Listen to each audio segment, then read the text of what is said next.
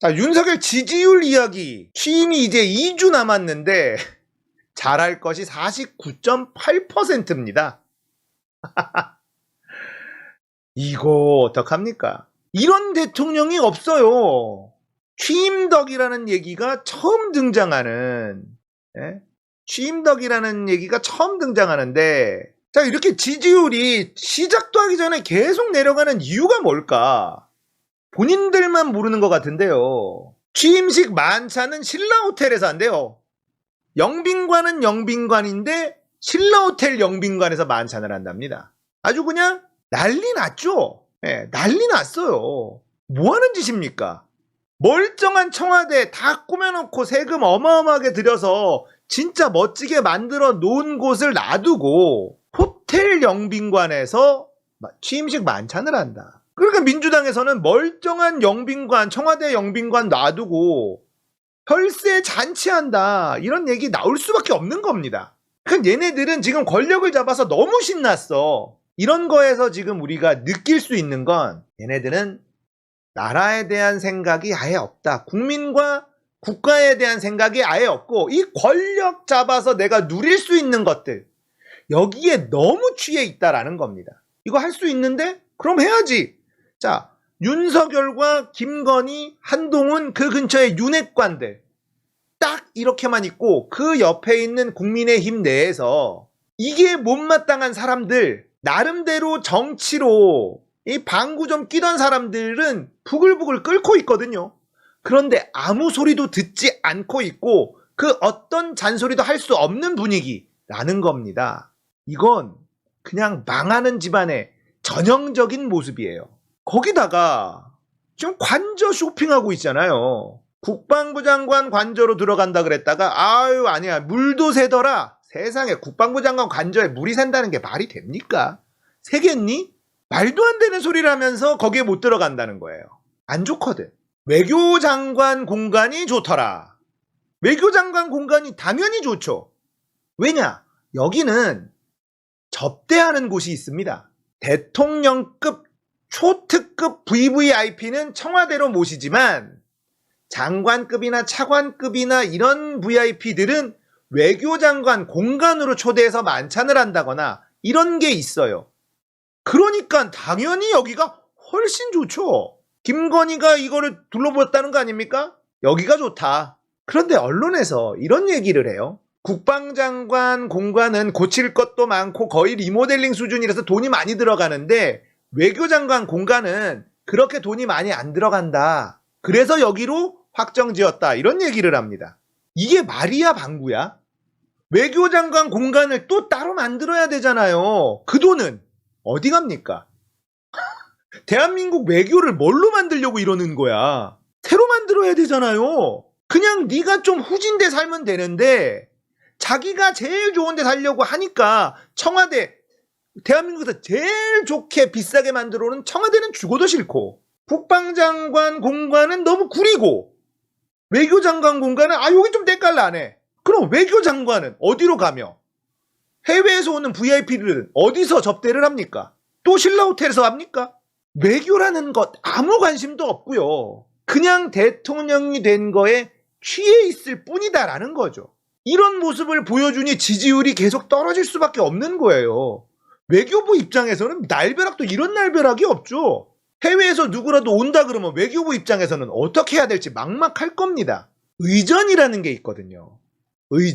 의전이라는 게 국가 대 국가의 어느 정도 예의의 문제이기도 하기 때문에 대안도 없이 그냥 외교장관 나가, 나 들어갈 거야.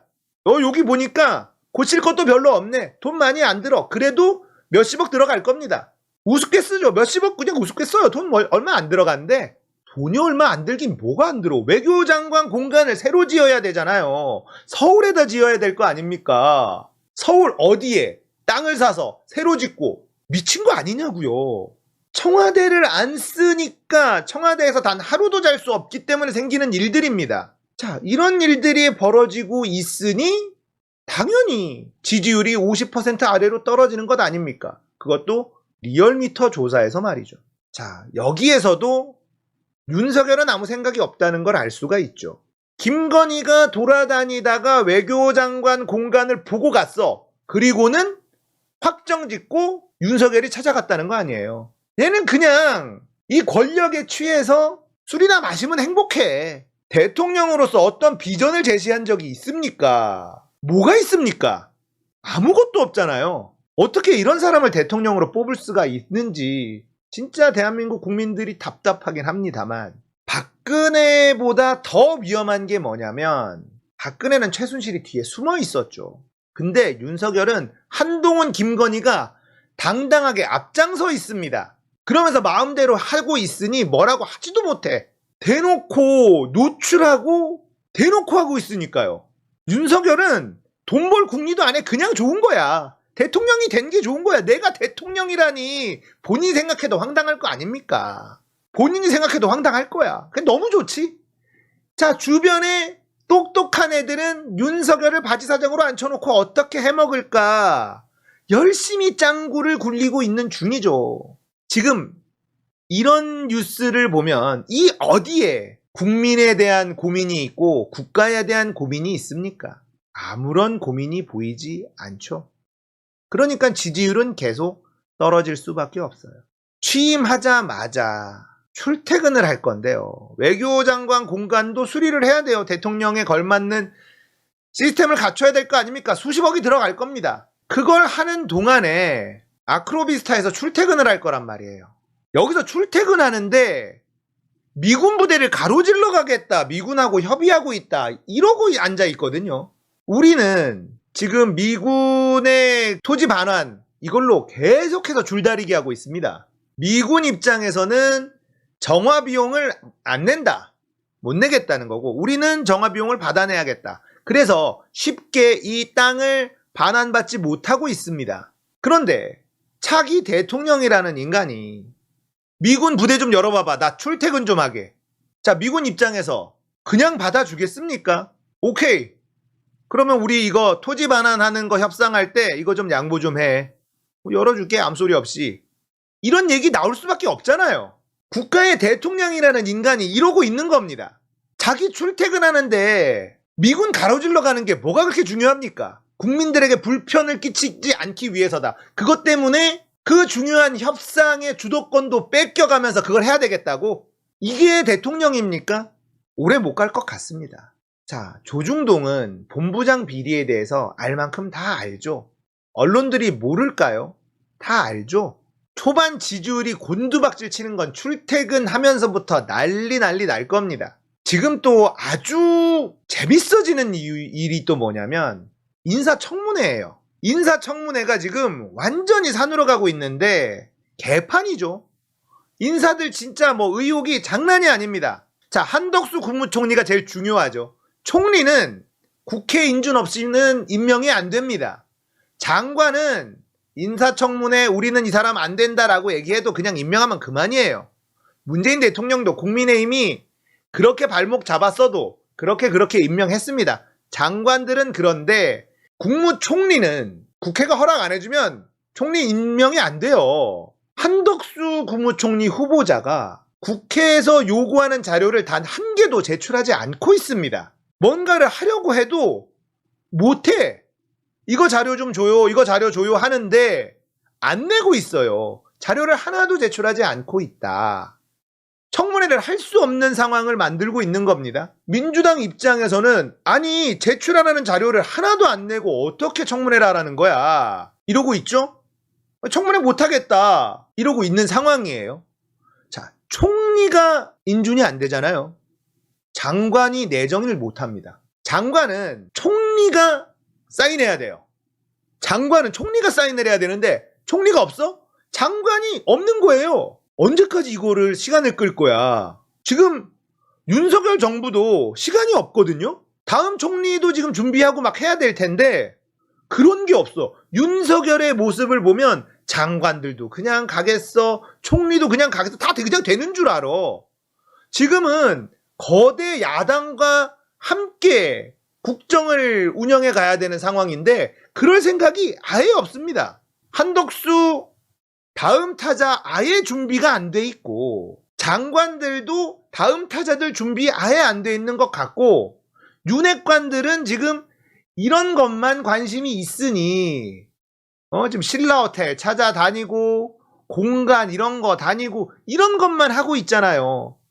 김건희에게 잘 보일 생각, 한동훈에게 잘 보일 생각, 윤석열에게 잘 보일 생각만 하고 있지, 지금 내각이 심각한데 이 사람들 때문에 지지율 빠지고 여론 악화될 걸 생각 안 하고 있는 그런 상황이라는 거예요. 지지율이 미친 듯이 빠지잖아요. 취임도 하기 전에 미친 듯이 빠지면 진짜 이거 오래 못 갑니다. 검찰이 이 지지율을 극복하기 위해서 기획수사를 한다?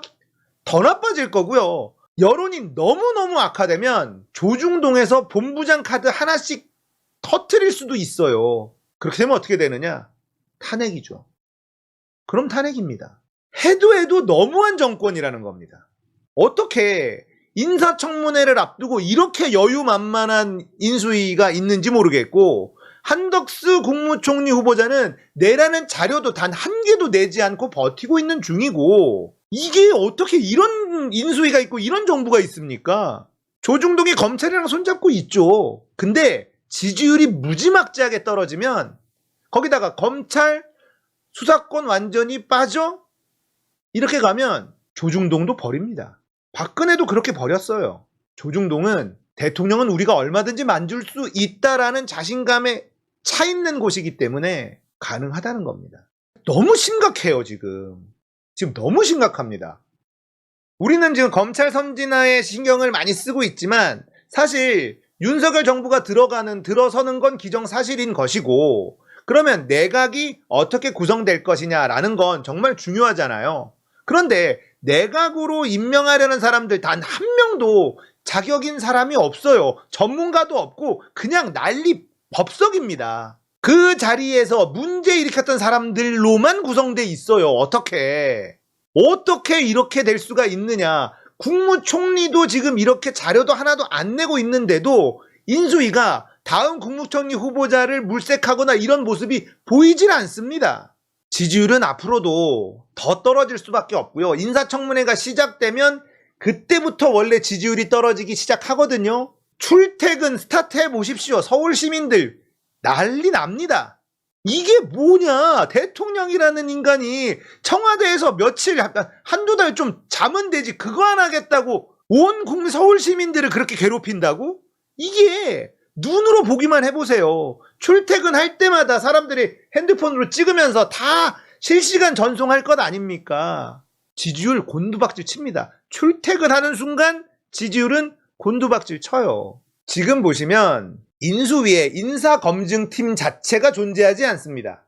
김건희, 윤석열이 찍으면 그냥 다 내정이에요. 내부적으로 인사검증을 하고 청문회에 대비하고 이런 모습이 있어야 되는데 이런 게 없죠. 그러니까 국민의힘 내부에서도 정치를 조금 아는 사람들은 미치고 팔짝 뛰고 있다는 겁니다. 아니 어떻게 이렇게까지 무대뽀를 할 수가 있지? 이런 생각을 가진 사람들이 국민의힘 내에 많다라는 겁니다. 인수위에서 내각을 짜고 그 인사에 대한 1차적 검증이 이루어져야 되는데 그 검증이 아예 이루어지지 않고 그냥 나 이 사람 그러면 그냥 찍히는 거죠. 정호영이 누군지 우리가 알았습니까?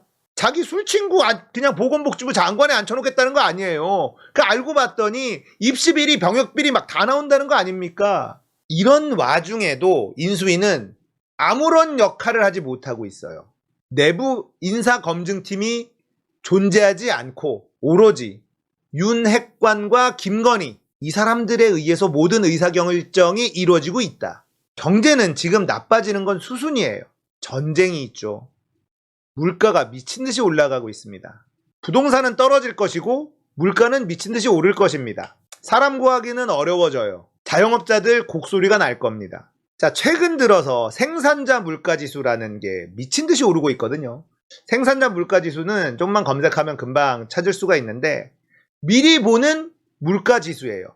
그러니까 물건을 만들 때 얼마나 가격이 돈이 들어가느냐 이걸 나타내는 게 생산자 물가지수거든요. 이게 두세 달을 미리 좀 보여주는. 지금 우리나라의 물가 상승률이 4%대를 찍었습니다. 4.1%인가를 찍었어요. 한국은행은 비상이에요. 금리 계속 올릴 겁니다. 자, 그런데 생산자 물가지수를 보면 5%가 넘어갔어요. 그러면 두세 달 뒤에는 4%에서 멈추지 않는다는 겁니다. 그럼 물가는 더 오른다는 거죠. 자, 이렇게 물가가 오르는데 윤석열 정부 들어서면서 이 물가 폭등이 시작될 거거든요. 대책이 있어야 될 것 아닙니까? 아무런 대책이 없어요.